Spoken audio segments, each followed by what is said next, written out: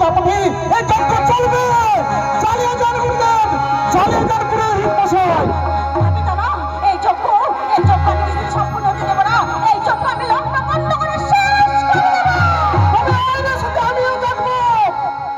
পিতা বড় না মেয়ে বড়, তুই কেমন করে এই যজ্ঞ তুই নষ্ট করিস আমিও তোকে দেখে নেব। চালিয়ে যান গুরুদেব, চালিয়ে যান। আবার তোমার কাছে হাত জোড় করে বলছি, এই যজ্ঞ করো না, বিদায় যজ্ঞ করলে নিজে কোনোদিন তোমার যজ্ঞ হবে না।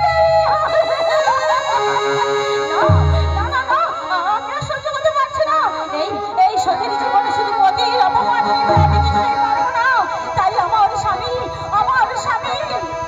জন্য আমাকে এই যজ্ঞে আমি আমার প্রাণ বিসর্জন দেব। তাই আমি আমার স্বামীর প্রতিশোধ থেকে আমি মুক্তি পাবো। তাই আমি এই যজ্ঞে আমি ঝাড় দিলাম।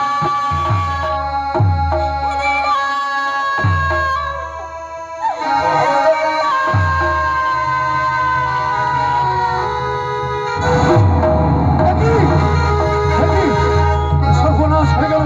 না, এক মুহূর্ত বিলম্ব করা যাবে না। এই মুহূর্তে খবর দিতে হবে আমার মামাকে।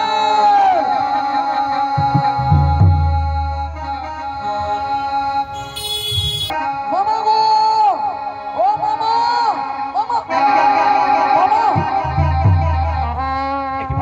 মামা, এই তুই গেলি? তোর মামি কোথায়? তোর মামি? মামি, মামা গো, নেই গো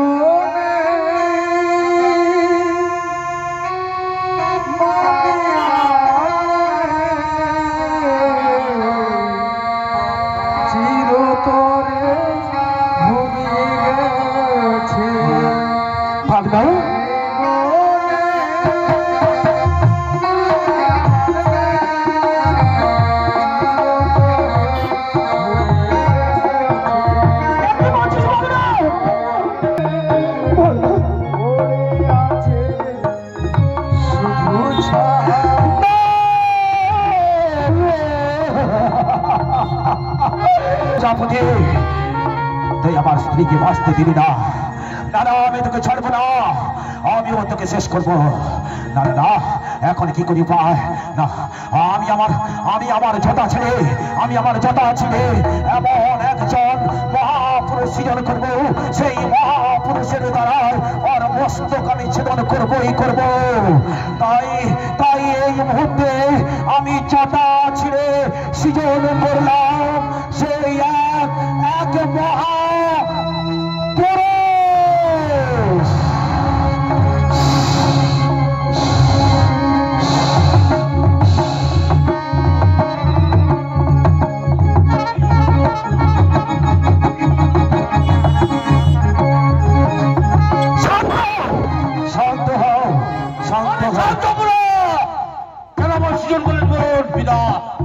আমি তোমাকে কেন জন্ম দিয়েছি জানো?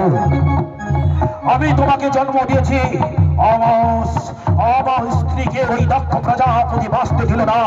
তাই তো আমি দক্ষ প্রজাপতিকে আমি বাঁচতে দিতে চাই না। তাই কি বলছি জানো? এই মুহূর্তে চলে যাও ওই দক্ষ প্রজাপতির আলোয় গিয়ে ওই দক্ষ প্রজাপতির মস্তক ছেদন করে আনবে। আর তোমার আজ থেকে নাম হবে একদিকে বীর, আরেক দিকে শান্ত। তাই তোমার নাম হবে। তাই চলে যাচ্ছি আমি।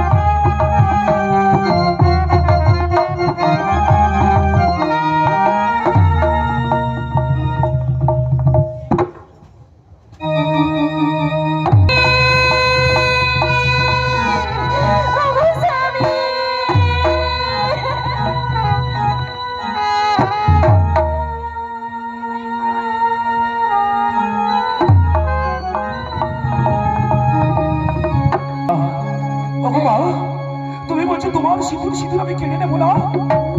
তখনই তখনই কোন স্ত্রী বিগুলিকে করে স্বামী বাঁচতে পারে পারি না।